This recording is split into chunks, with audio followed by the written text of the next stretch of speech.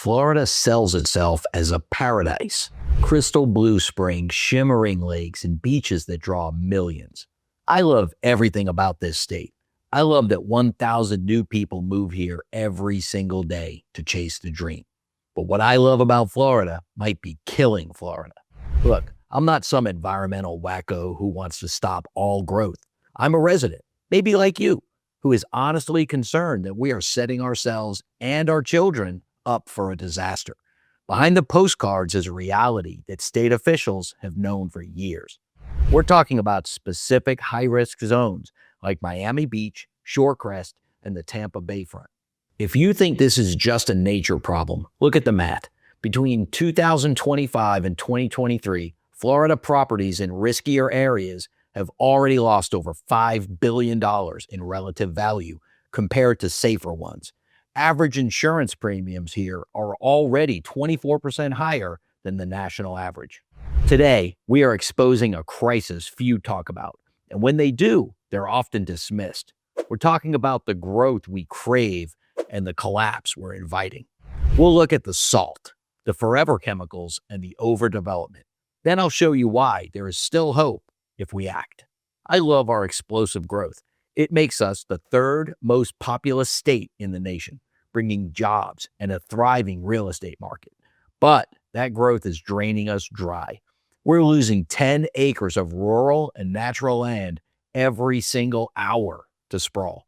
In Polk County alone, over 100,000 acres of farmland have been converted into subdivisions.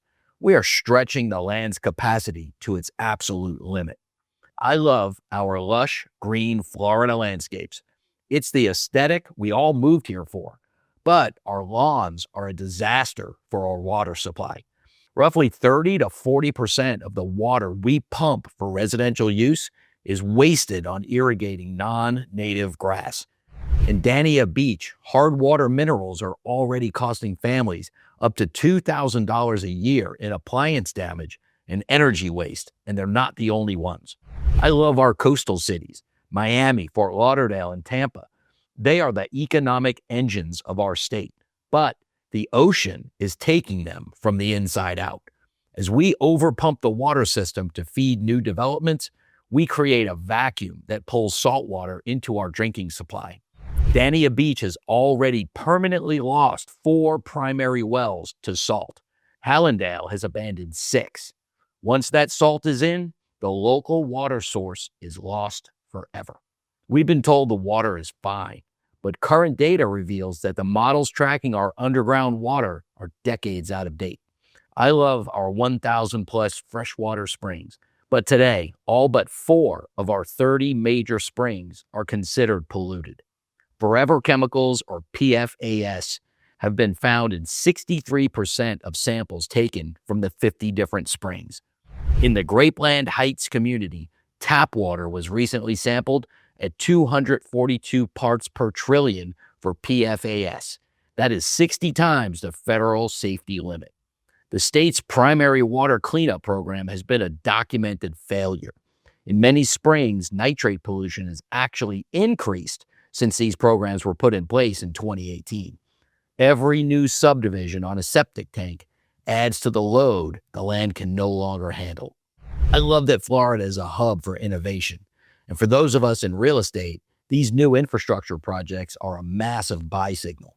Think of these projects as multi-billion-dollar insurance policy for your home's equity. Look at the curtain wall completed in 2024 in the Everglades.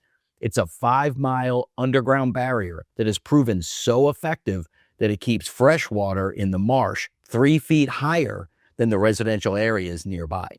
That physical pressure literally pushes the saltwater back towards the ocean, protecting the value of every coastal home in the area. In Jacksonville, the $400 million Water First North project is about to put 40 million gallons of purified water back into the ground every day. In Tampa, over $5 billion is being funneled into resilience projects and water infrastructure hardening that are already boosting property values by 8 to 15% in the most improved neighborhoods. What's new? Well, new laws like Senate Bill 1417 are finally mandating septic audits to protect the very water your home sits on. We're also seeing a new market for water quality credits that will allow developers to fund massive restoration projects that actually work instead of small, inexpensive on-site fixes. Imagine a third-generation citrus farmer in Polk County. He's watching his neighbors sell to developers one by one. If we keep sprawling, he loses his legacy, and you lose the water that makes your home worth living in. We have two possible outcomes for the year 2070. The sprawl scenario. We keep developing the way we do now. 1/3 of the state ends up paved over. Your waterfront home becomes an uninsurable asset in a water unsafe zone.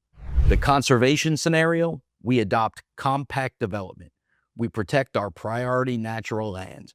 By combining smarter building with just 20% more conservation, we can reduce our total water demand by more than a quarter. I love Florida, and because I love it, I'm changing how I look at the land. You can grow this state and still keep what you love, but only if you know where the risks are. Before you buy, develop, or sell in Florida, you need to know where the water risk zones are and think hard about the impacts of development. Hey, this has been the Florida Real Estate Insider. I'm still Tom McNamara. I'll see you in the next one.